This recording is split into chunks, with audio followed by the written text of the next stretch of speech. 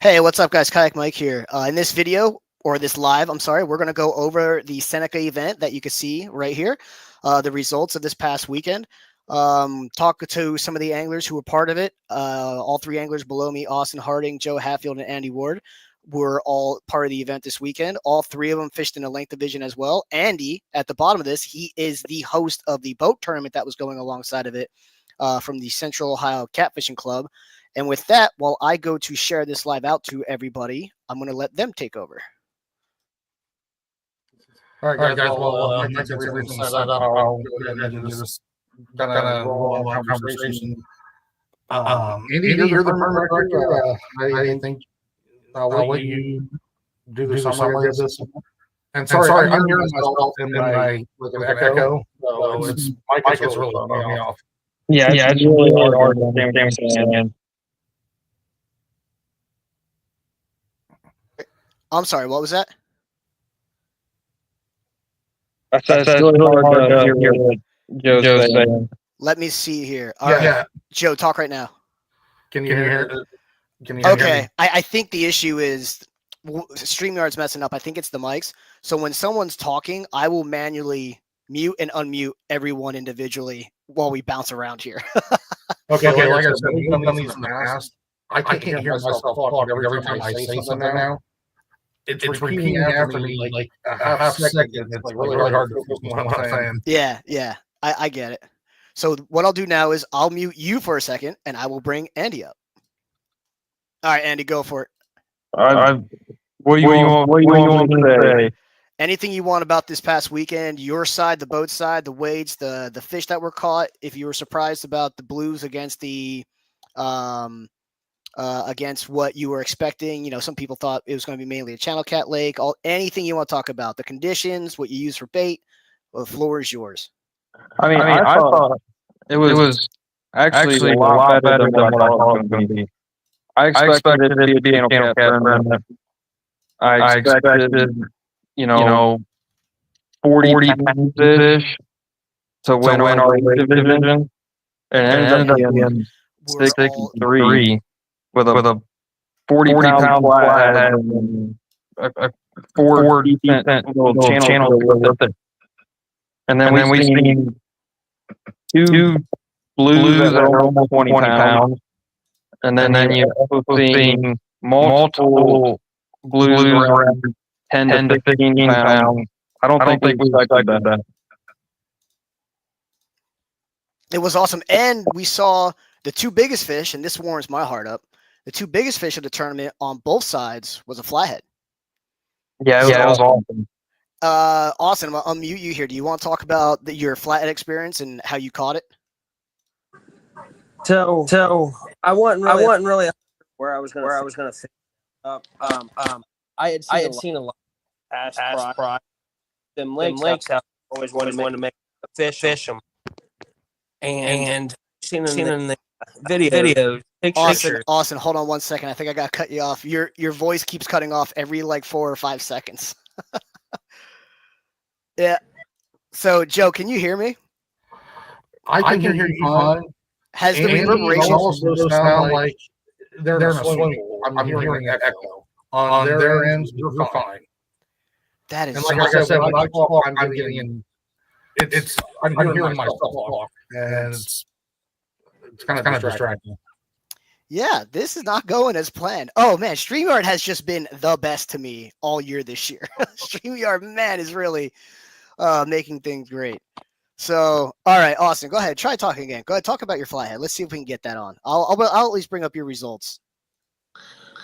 So, after Marina went to let kind of drag small toes for a little bit. And Austin, hold on. I hate to do this to you. It's cracking up. It's just not working. I'm sorry. Yeah, if you could quit and come back, we'll try and get you that way. Okay. Man, what a show this is so far. I'm so sorry, guys. Technology is not being nice to us. Let's see here. I'm going to try and close everything out, make sure everything's muted on my side. I was thinking I hear a reverberation on my side now too. Yeah, I hear it too. What just happened?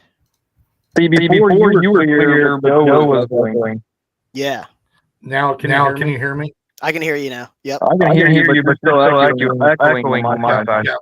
If you could hear yourself like the way it sounds like you're in a stadium like 500 yards away talking like a microphone. I'm hearing like reverberation off the wall. Yeah, same here.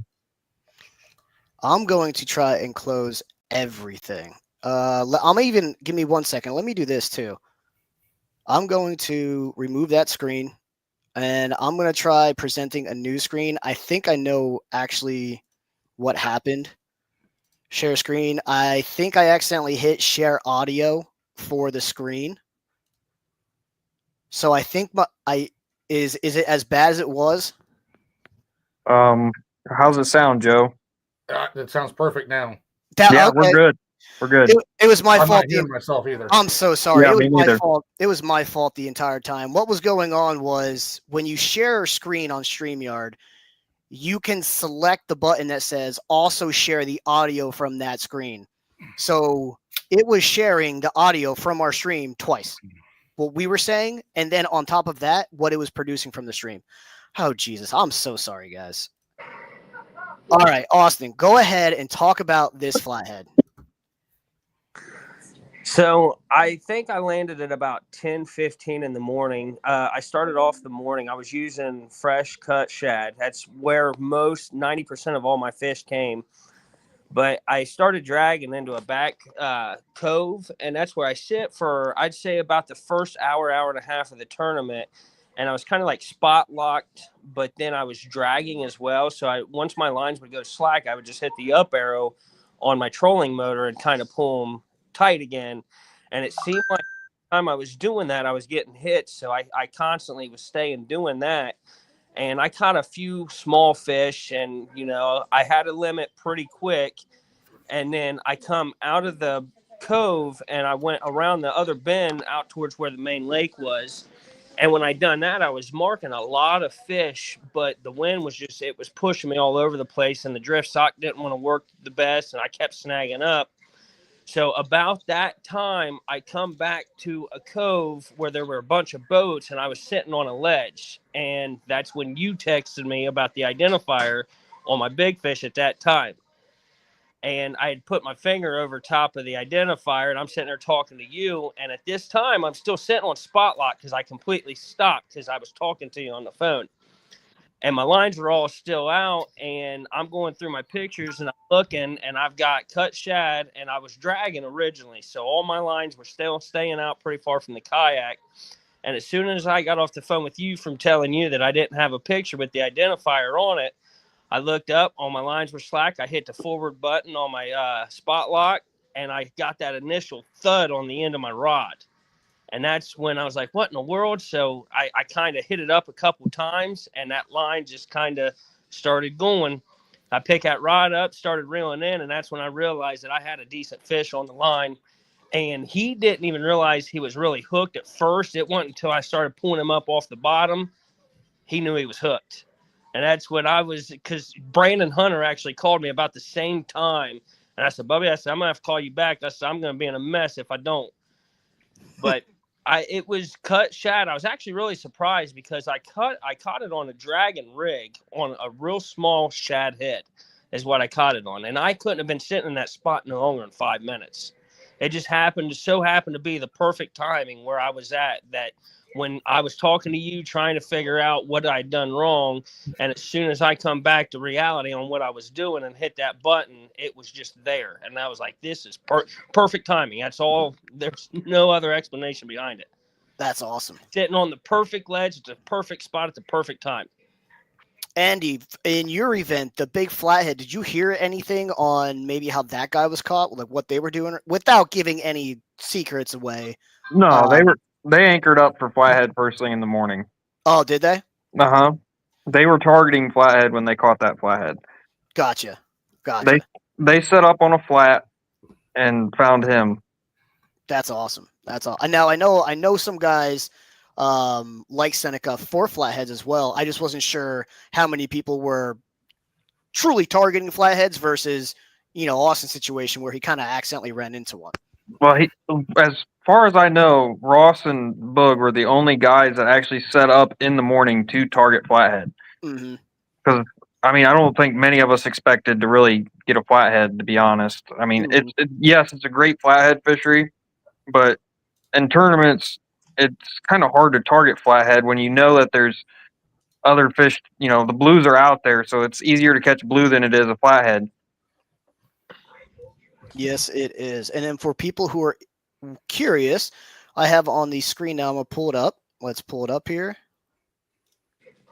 I have on the screen now. Let's see if I can zoom in. There we go. These were the results of Andy's tournament, the weight tournament. We had Ross Asbury and Josh Upchurch with 62.1 pounds. Can you explain quick your method? Was it 5 fish, 3 fish? What was the scoring method in your tournament? So ours is 5 fish. You're allowed two blues over 35 inches, 2 flathead over 35 inches, and 2 channel cats over 28 inches. Now, I don't think many people got any overs really. I think, that flathead was about the only over in the tournament, but we had a lot that were close. Like these flathead or these blues there was a couple blues that were weighed in today that were, they were 34 inches or, they were close to that. Yep, so right there. It's impressive to see coming from this lake because Joe, do you remember when they started stocking that lake? I want to say it was 6 years ago. 2016. So it's been about 11 years. 9 years. Yeah. About 9 years. And there was a big, a lot of people, what a lot of people don't know is there was a big gap where a lot of the lakes that initially got stocked didn't get stocked. So COVID, a bunch of lakes never got stocked during COVID. Funding, a bunch of lakes got taken off the list and then re-put back on the list. So to see fish like this coming out of here is awesome because there were a lot of years in there they weren't stocked. So they had to survive through those years that they weren't stocked. And then Joe fished with Alva. Joe, do you want to talk about your experience there fishing with Alva? Alva was registered for the length series as well. Alva ended up taking second. This is one of 3 events. Let me pull it up. This is one of 3 events that Ohio Length Series is teaming up with the Central Ohio Catfishing Club that's ran by Andy, where we aren't forcing the boat guys to come down to the 3-rod limit. Every tournament you see on here is a 3-rod limit, bank, kayak, or boat, except for Seneca, Griggs, and Hoover. Because we want the numbers to be bigger. It's that simple. And I truly don't believe there's a giant advantage to have kayak 3 rods, boat 6 rods. The data just doesn't support it quite yet. So Joe, go ahead and give me your experience there fishing with Alva on that day. What's up, Alva? Alva's actually in the chat. Yeah, so, unfortunately on the way there, blew a tire, so didn't get there as soon as I wanted to. We kind of talked about starting on the bottom half of the lake and with the wind direction, letting the wind do the work. So we set up on a downwind drift, starting about 12 feet, worked down to about 8 feet, decided that shallower water where we were, we weren't just, it just wasn't working. We had caught a couple fish during the drift, got tons of bites. So I came back there's an island that splits there in the middle, came back channel side and kind of circled around to where we first started. And we had our 5 fish, I think, by the time we got all the way back around. Nothing huge, but 2 of our blues that we weighed in came out of that area. I think they're about 8 to 10 pounds each. And that's when the wind really started whipping up. And we were so far down the lake that it got pretty nasty. So we started fishing in a cove. We ducked back into a finger. And I marked a lot of good fish in that cove, especially near the mouth. So we just battered that for the rest of the day. Ended up catching that one. When I weighed it originally, it was right on 20 pounds. By the time we weighed it in at the tournament, it had lost a couple pounds, spit up some stuff. But I was kind of surprised, after getting just little channel dinks all day. My rod actually went down, pulled some drag, and we got that nice blue. But there was some more back in there. We were marking, man. We just couldn't get them to bite. After that morning, we got a bunch of channels in the end. But I was pretty impressed with the lake. It's not a hard lake to fish. The depths are pretty consistent. And it was good fishing. We caught a lot of fish that day, and I would definitely go back. I'm pretty interested in seeing how that does here in the next few years. And like I said, with Seneca coming online, I know I think was it Clearfork. Of course we got Hoover. I mean, fishing in Ohio the next few years is going to be really fun. Yes, we're gonna have a lot of opportunities. Yes, I completely agree. And for those who are watching, I do have the lake up on the right-hand side here. Not to give any spots or anything away. It's just while Joe was talking, I wanted you guys to see what he meant by, the fingers and stuff. So this is what the lake looks like. This would be like, I guess you would call the main. And then if you are wondering about fishing this lake on a windy day, etc., there are options to get off the main lake. Now, does anybody want to talk about that wind that happened that day? Did anybody go out in the wind, fish the wind, get murdered by it, or did anybody go out, go back into the fingers, as you said? I know you said you did a little bit, Joe. My buddy, I showed Blaine Peterman, who fished this event. I showed him how to side drift with the wind, and he's kind of fell in love with it. So Blaine, you can actually see in some of his pictures too, he was out in the chop the whole time, essentially side drifting with drift socks out. That was awesome. So yeah, go ahead, Austin. Give me your experience with the wind here, bud. Well, it wasn't. I think there was about an hour and a half left in the tournament, and that's when I finally made the call because I was fishing.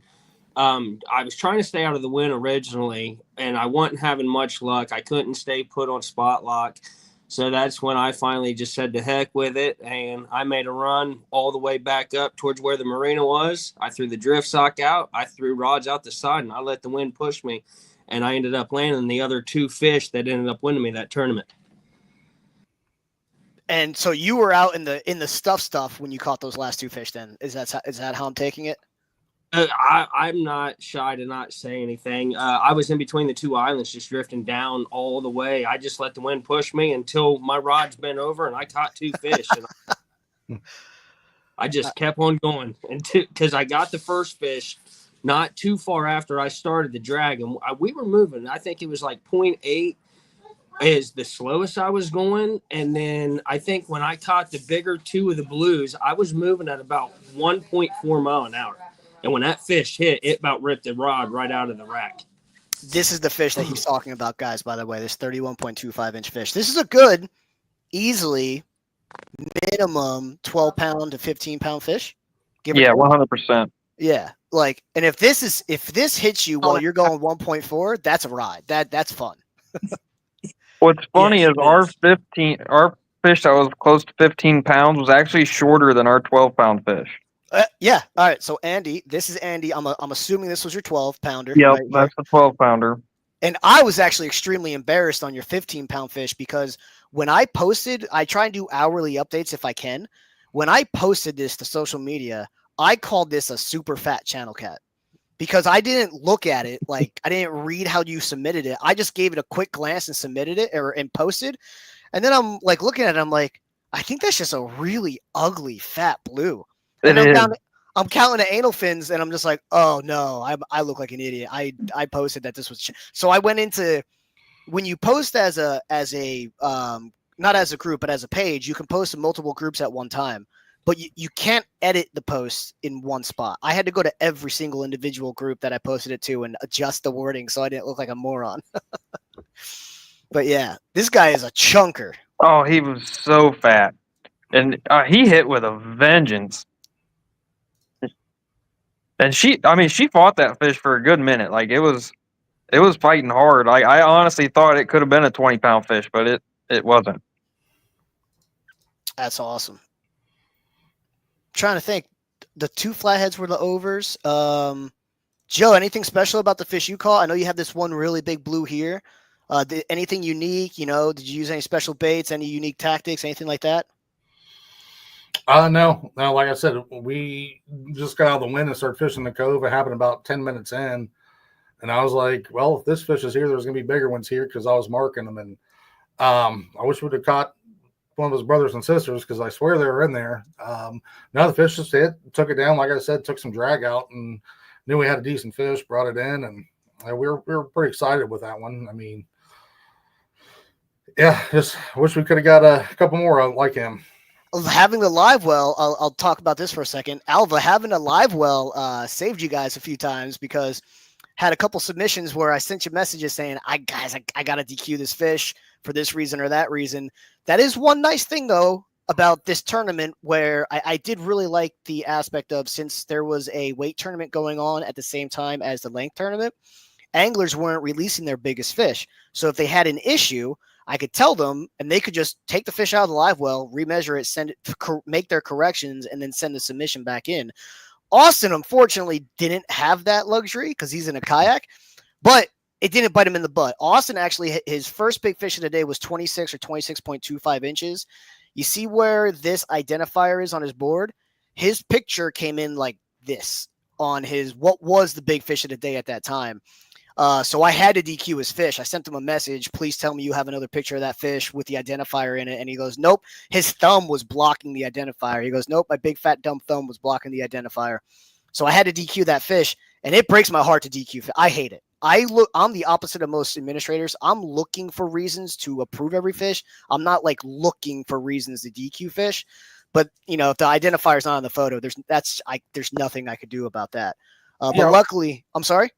One thing in Alva's defense, he uses an iPhone. I use an Android. I actually took a couple pictures with his iPhone, and when I took the pictures, it looked like the entire fish was in frame.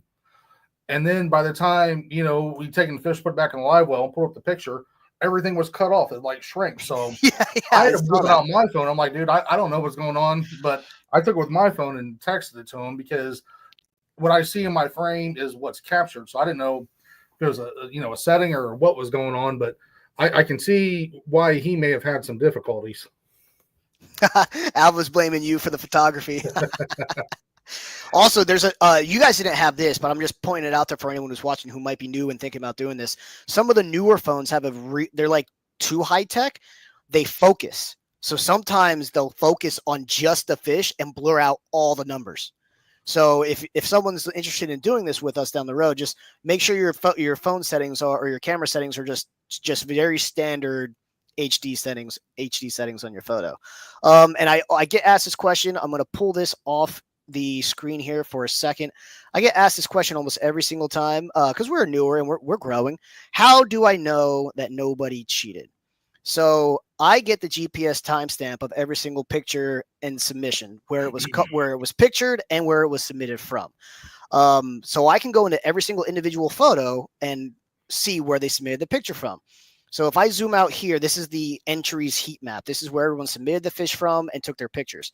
Now, I'm not going to zoom in on the lake because I don't want to give any spots away. But as I zoom in, I'll stop here in a second. Okay, as I zoom in, it's clear that the heat map is only on that lake. So if I zoomed in more, you'd be able to see all the individual points. But this is how you know in an online event nobody cheated, because the heat map is all in that one spot. That's very, that's a kind of a big deal in our world. I know a lot of people are sometimes hesitant on joining our events because of that aspect. All you have to know is I'm the only one who gets that information. And one, I share it with nobody. And two, I'm kind of like the perfect person to have this information because I'm way too lazy to travel and fish. So everything is safe here.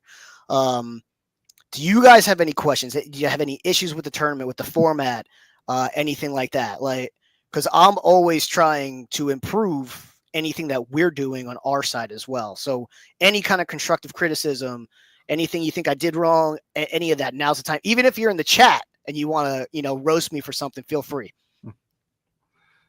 I don't have anything. This was the first, length tournament where I actually got to measure a fish, because the first one at Cedars Creek, I didn't catch a single fish.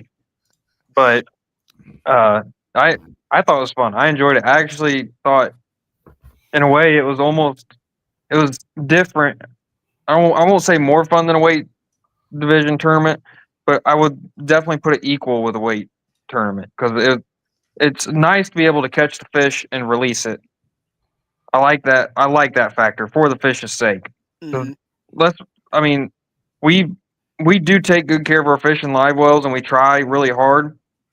But I do feel like there are probably fish in every tournament that don't make it because of somebody's live well. And I'm not saying it in a bad way, but I think it's honest to God truth. So it is nice that the measuring it helps the fish a lot. you only have them out of the water for a short period of time. I completely agree. I'm a giant advocate for the length division. I would love to see more places across the country move to kind of a half and half schedule, because maybe length only up until June, and then June through August, or I'm sorry, opposite. They'll do all their weigh-in tournaments up until about June or so, and then June through August they do only length, and then September on. I think especially in the summer months when they're spawning, why it because especially in our world, we want to preserve these fish as much as humanly possible. We all in Ohio are firsthand victims of what commercial fishing can do to a population of trophy catfish. Why would we want to take the limited amount that we do have off of their nest to go weigh in to move them from their, you know what I mean? So, Right. and I'm not, grandstanding and saying everyone should do this all over the place, but it would be nice to see more places maybe move to that format regionally throughout the year. But I'll be honest, there's nothing like a in-person weigh-in. Like when you pull that fish out, the exhilaration of the crowd, all your peers there's nothing like that either too. So I'm sorry. That's why Joe cuts his tournaments off for the spawn. And then I picked, a couple smaller channel cat lakes where you're not going to see big fish or, things like that. You're going to see a bunch of small channel cats. That way we still have something to do during, spawn, but we're not pulling big fish off their nests. We're not pulling, we're not hurting the population any. That's awesome. And now that you said that, I'm going to bring up your banner and show everyone your tournaments that are coming up for the rest of the year. Joseph in the chat, we'll get to your question here in a minute once we get to the Hoover section. If it loads. There we go. One thing I wanted to add is Alva was kind of, when we were talking, he was looking and he was talking about all these different trails and events. And honestly, with the measurement format, I think it's opened it up, and especially being able to do stuff online where I just see what you're doing, Mike, on the side, because Andy and I have our trails, but there's a lot of opportunities for anglers in Ohio to go out and compete in events and have fun and just do different things. I don't know anywhere else in the country that there is something like that. I know you run the National Kayak Trail, but all the events we have here in Ohio is just pretty cool. I mean, there's something almost to do every weekend if you want to do a week-long event, the month-long events. I kind of really like that idea. Yep. And I tried really hard, and we did a really good job at. There's not a single event you have to pick or choose over. We either have events overlapping where you can fish them at the same exact time, or we don't have any events conflicting with any other event on our schedule. That was extremely difficult to do, but we somehow made it work. So it's crazy how we have all these events in Ohio, and you don't actually have to pick and choose each weekend. If you want to fish a tournament each weekend, there's more than likely a tournament to be had. This is Andy's schedule right here. So their next event's over there at Deer Creek, June 21st. The next one that we're doubled up on is Griggs, which I'm going to be at Florence Speedway for the North-South 100 for that. I'm one of the main reasons I did these overlapping events was so I could show up and spank all you boat guys and talk trash. And I have to miss 2 of the 3. I'm so mad, but I can't miss that race. Like, I sponsor that racetrack. There's a billboard with my big ugly mug on the front stretch of that racetrack. I cannot. It's my Super Bowl essentially. So I get it. I'm so sick to my stomach over it too. But yeah, we got. This is the rest of his schedule. And there was one other thing I wanted to bring up. So for people who are fishing Andy's and Joe's events, we're gonna hop into Hoover here in a second.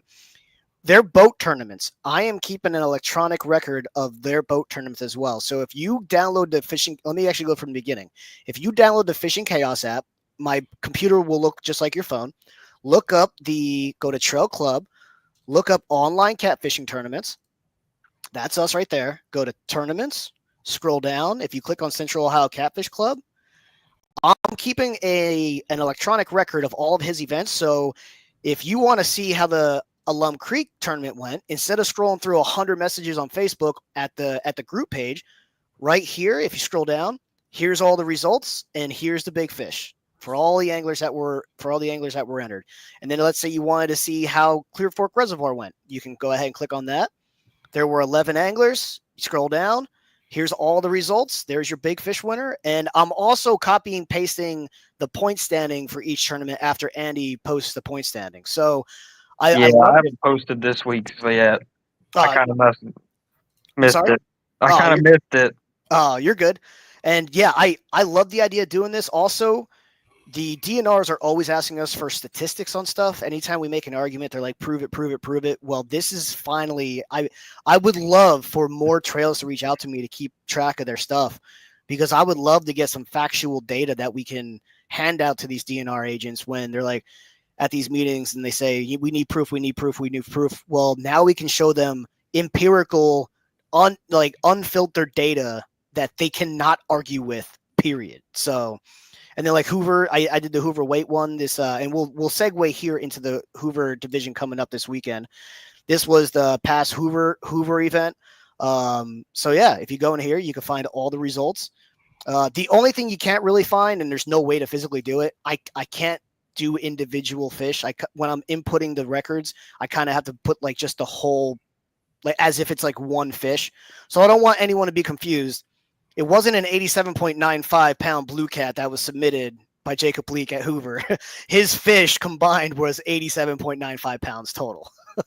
So I just don't want anyone to be like, oh my God, Hoover, like 8 people caught a 60 pounder at Hoover in one tournament. So that's not how that works. So maybe one day. Yeah, maybe one day. And we're headed that direction. But their signups are still the traditional fashion. I don't want anyone thinking this is how you sign up. I'm just keeping an electronic record for them. And I'm also posting their links for it.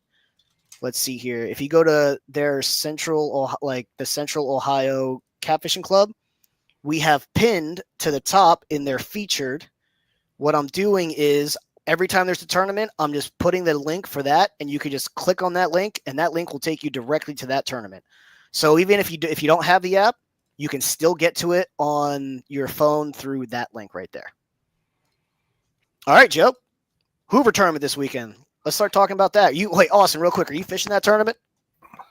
It just depends on how my boy's feeling, because we're still in the hospital. He's going to be here till tomorrow. If he's well enough, then I might try and make it out there Saturday. But as of right now, probably not.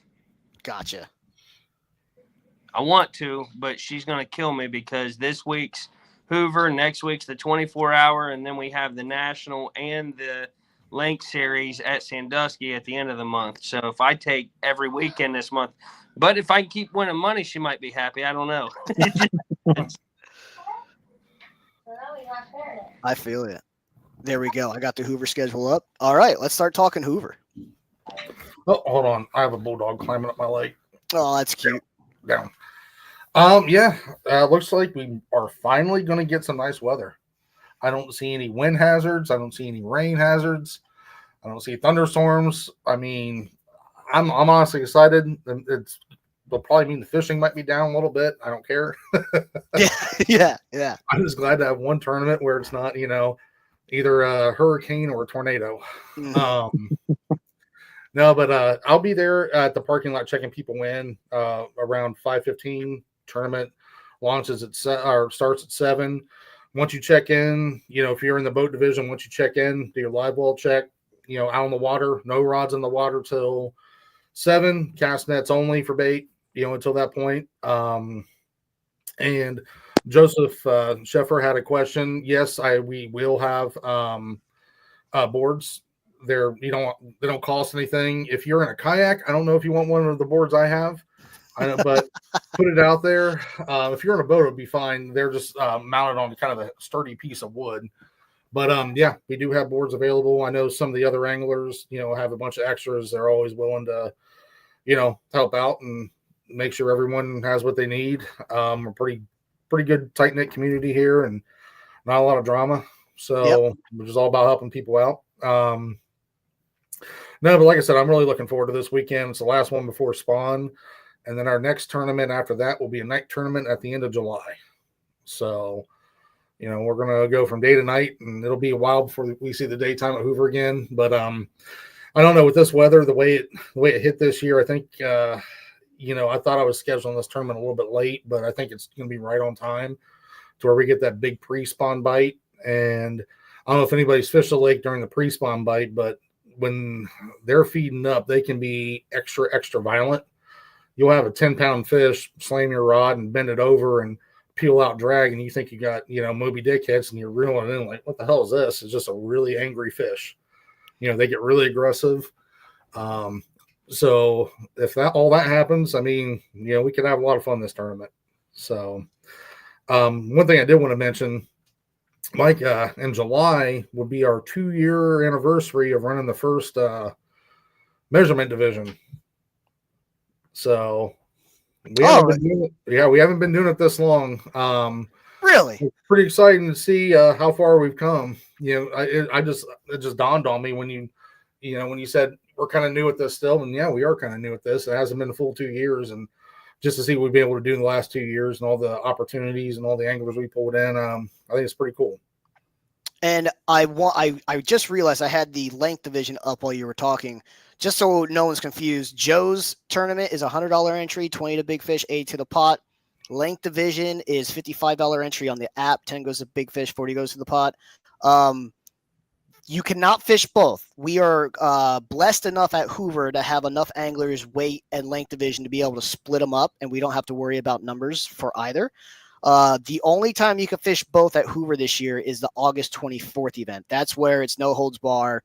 Kayak or boaters who are in the weight division can also be in the length division, and that's intentional for a few reasons. Mainly because the King Cat National Kayak Trail is there the day before, and there's going to be a lot of guys across the country who are just going to stay one more day and fish that. So that's just going to bolster the pot that much more. And it's friendly. I mean, it's friendly trash talking banter. Like, there's nothing. We typically, Joe Owens and me typically always have a side bet for longest fish. Like, it's so now we don't have to have a side bet. Now Joe can actually just sign up for the length division at the same time, and we could just see it. And you guys from the boat world, and you can give me your honest opinion. I know a lot of guys in the boat, and this doesn't make any sense. At Rising Sun every year, there will be people in line, literally in line, who just got their fish measured, open to the public, and you'll walk by, and I'll be like, "Yo, how'd you do today?" And they'll like push their thing down farther in the water tank, and they're like, "Oh, you're about to weigh in 30 seconds, dude," and everyone just saw. You're like, what are you hiding it for? I don't get it. How do you guys?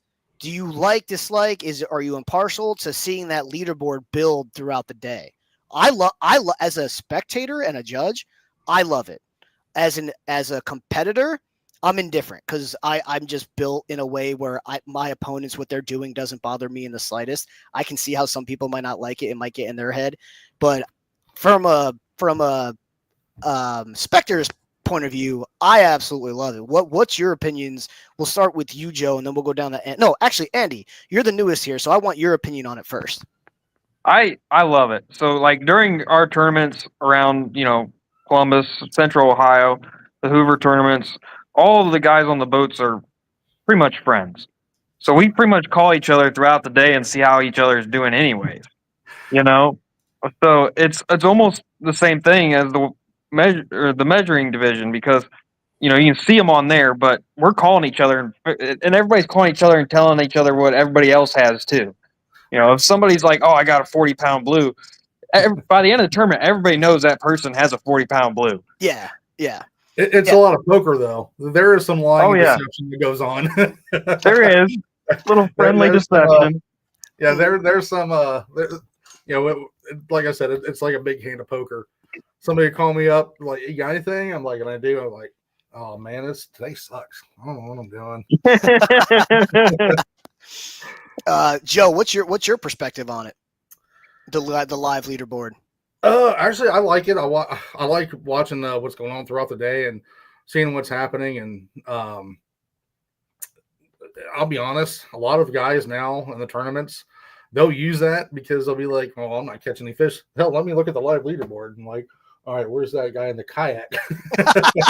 No, but I'll admit that does go on too. But no, it's a lot of fun. just to see how everybody does throughout the day, and just to see if fish are being caught too. To answer Joseph's question, what ramp we're going to be on Oxbow, and we do allow trailering, so you can check in and go to a different ramp if you want to. But we'll be at Oxbow this week. And then Austin, what is your opinion on the live leaderboard? You're one of the vets to the game, so you've been here for about 5 years doing this. How do you like it, dislike it? What's your deal with it? It always lets you know where you're sitting and what you need to do to be able to come out on top. That's what I like about it, because you can make adjustments if need be. Because there are times that you get caught up, because we all do this for fun. We all love doing this for fun. But when you're in the competitive edge with it, I've caught myself sitting in the same spot, just catching fish over fish, but they're not with any size. You're still having fun. But when you bring the competitive edge in it, and especially with the big one coming up, I've done this in the past almost every year at Sandusky Bay, because you're going to catch fish up there. But to me, it seems like they always come in pockets and size and different sizes.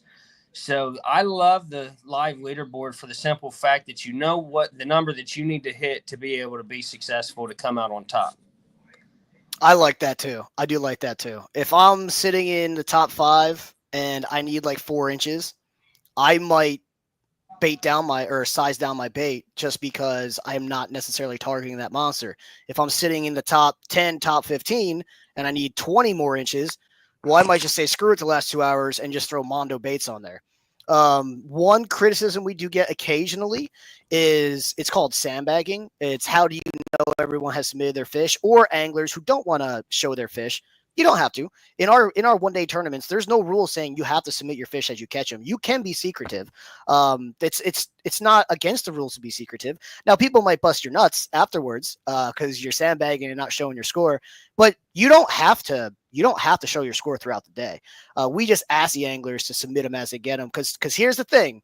At the end of the tournament, if you don't get your fish in time and you've been holding your pictures all day, I am much less likely to be lenient with you than if you were trying to submit your pictures throughout the day and you ran into tech issues during the day. That's the difference there. So we always have a picture cutoff time to where you can submit it. Guys who are quote unquote sandbagging, if you're coming up to that cutoff time and you're finally telling me you're having issues, well, then we're not stretching that time limit for you at all. Someone who's been trying to submit fish all day, if you come to me at the end, well, that's a different story. Like that, then we'll work with you. Because at the end of the day, we want to see offense. And in our world, we truly know who had the best day, because we don't have to follow any kind of slot limits. That's the beauty. So if we have a 5 big fish tournament, whoever catches the 5 big fish is the winner. It's not the person with the 2 biggest blues and the 3 biggest up to a certain length.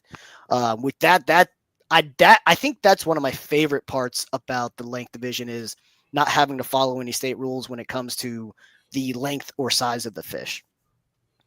So that's on the weight division, I enjoy that you can only have 2 fish that are, over, and then the rest have to be under, because it makes you have to go, like, say you get 2 nice fish, you have to go find another fish that's the right size. Mm-hmm. You could be in a pot, like Austin was saying, in a lot of places you'll run into a pot of different sized fish. So you have to go find a smaller fish. And I think it makes it a little bit of a challenge. Yeah, it adds a strategy to it. It does add a strategy aspect to it. There's been many days on Hoover where, you're catching 5, 6, 7 big fish, and you're not catching small fish. So you have to leave that area where you're having a blast catching big fish and go find a smaller fish to go with that bag so that you can be competitive. That's so funny, man. I never have that problem. I just seem to never have that problem. Oh, it'd be nice to have that problem one of these days. Real quick here. We ran about 45. Oh, that's actually a lot longer than I thought. Well, I mean, we had the first 8 minutes of me being an idiot. One of these lives, I will get it right from the beginning. One of these lives will go correctly from the beginning. So I am sorry about that. Yeah, I'm pretty sure we nailed everything. We talked about Seneca. We talked about Hoover. Austin, I'll go most experienced to least experienced. Let you guys sign out of here, and then I'll close the live out. So, Austin, last words. Have at it. What tournaments do you plan on fishing upcoming? Also, guys, Austin's one of the co-founders of Cat Yackers. Cat Yackers is responsible for purchasing the free kayak that's being given away for the OLS division champion. So big shout out. That's this guy right here. So yeah, go ahead to finish out here, Austin. I plan on trying to hit the majority of. I'm going to hit some of the Hoover events just for the fun of it. I'm not going for Angler of the Year on that, just because I know how many competitors that are going to be chasing that trail series this year.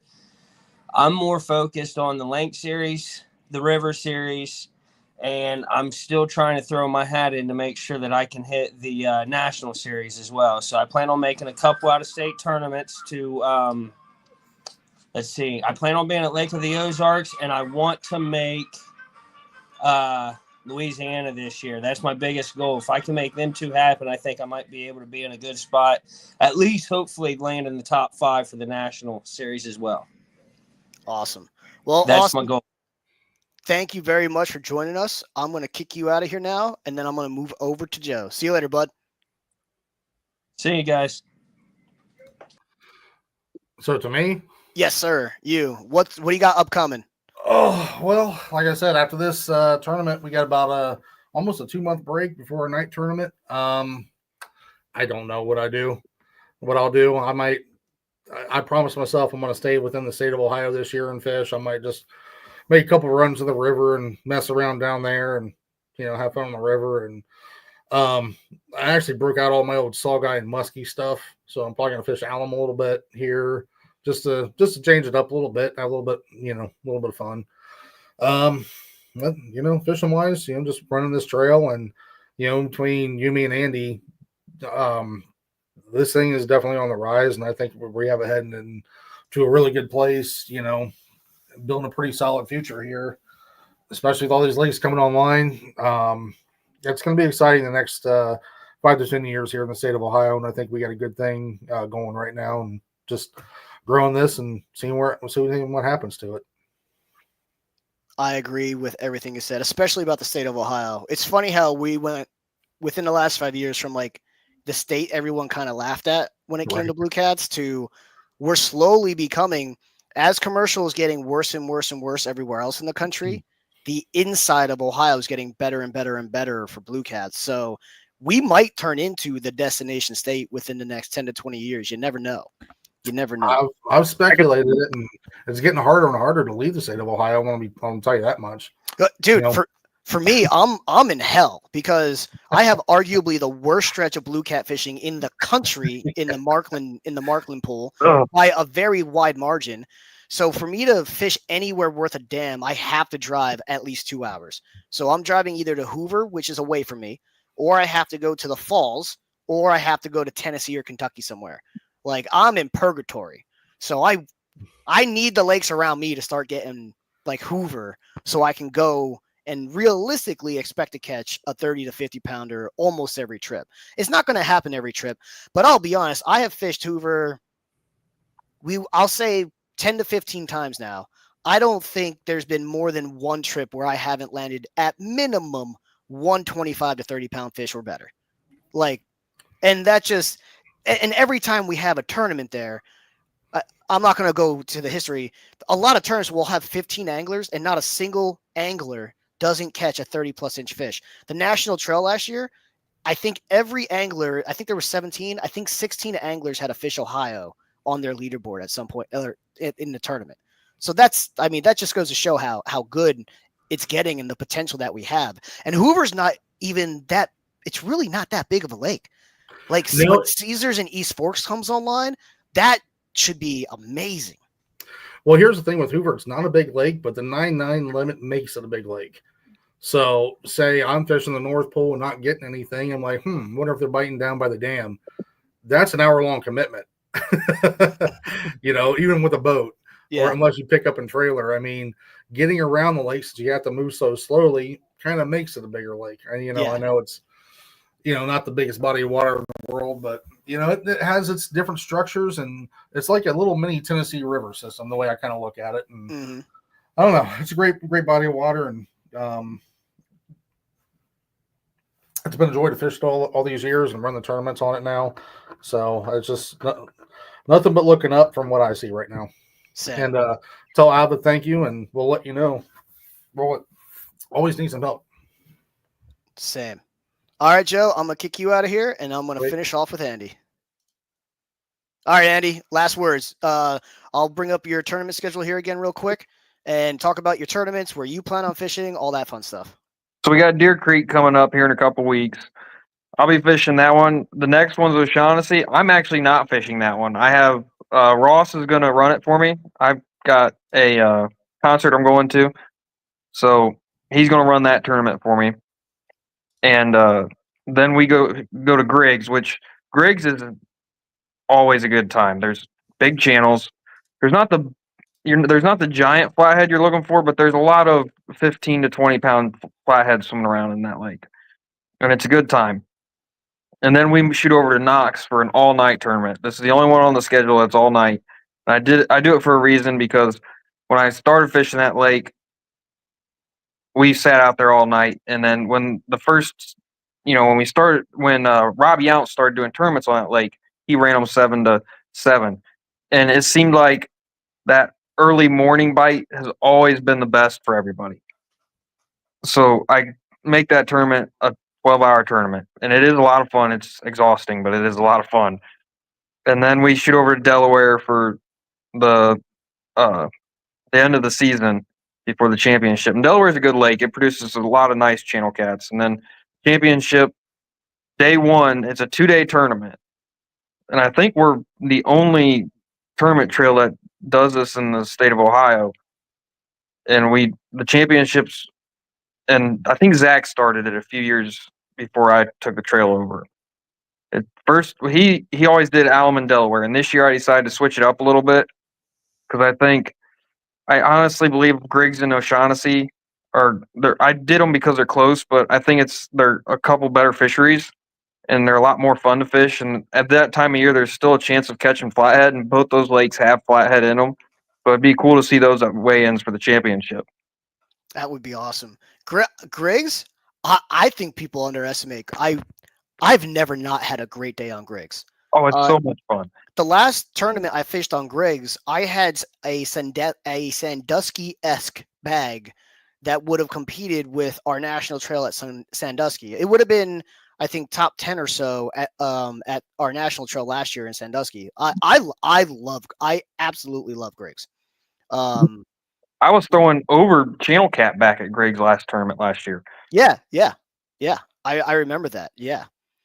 Chet. I don't think I had a single under on my leaderboard at the end of that tournament. I don't think I did. I think I was over 28 inches. I'm pretty sure on every single submission I had.